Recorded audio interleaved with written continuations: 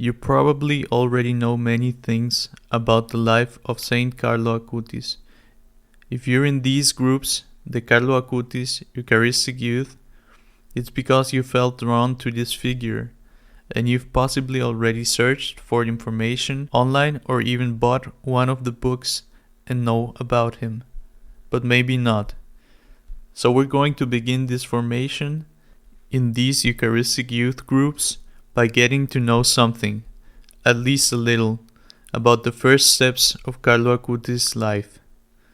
He was Italian, but he wasn't born in Italy. He was born in London on May 3rd, 1991. His father came from a family of industrials and people involved in the upper world of economics. His father, Andrea, had gone to London for work to expand his knowledge of business, which he had inherited from his own father. He went there with his wife, Antonia Salzano, and had their first child there just a year after getting married. Saint Carlo, as I said, was born on May 3rd, 1991, and was baptized very soon after, on the 18th of the same month. Fortunately, it was a tradition that, at least in many Italian families, was still maintained. However, Carlo's family at that time wasn't particularly devout, but they did follow that tradition, thank God. Not long after his birth and baptism, also in London, the family moved to Italy, to the Milan region. Carlo's mother, being alone with the child, felt she didn't have enough support, so they moved as soon as it was safe for Carlo to travel back to their home region in Italy. It was there that Saint Carlo began to grow up and attend school, first with some nuns, who from a young age taught him love for the Eucharist. These nuns were the ones who planted the seed. Perhaps you've received that seed too. So, the first thing is to remember the people who have helped us in life to be close to God. Maybe we haven't thanked them, or we haven't appreciated them. Perhaps we went through a time of being distant from God, but the seed was there, providentially. Very early on, at the age of 7, Carlo made his first communion. And I say providentially, because he was at an age when the world was already opening up to him, with wide eyes and very alert mind.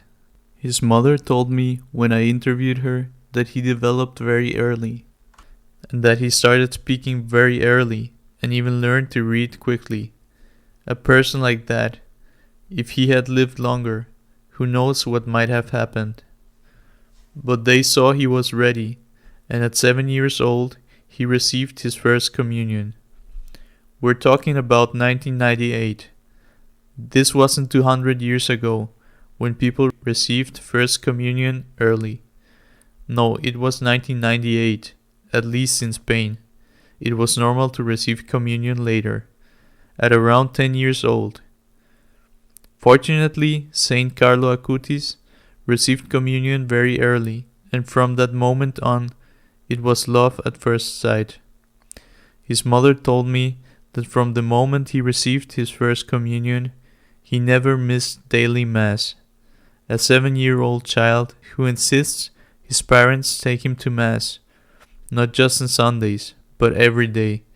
He didn't go alone, of course, because he was only 7, but he demanded that his parents take him. It was an absolute, immediate love for our Lord that never wavered. He never stopped going to daily Mass and receiving Holy Communion until the day he died. His other great love was the Blessed Virgin Mary. Of course, he had his favorite saints. I'll talk about them another day. But for now, in this first look at the life of Saint Carlo, I want to focus on this. At 7 years old, he made his first communion, and from that moment until his death at 15, he never stopped going to daily Mass and receiving the Eucharist every day. What does that mean? that he lived in the grace of God. And living in the grace of God at 7 years old might not seem difficult to us adults.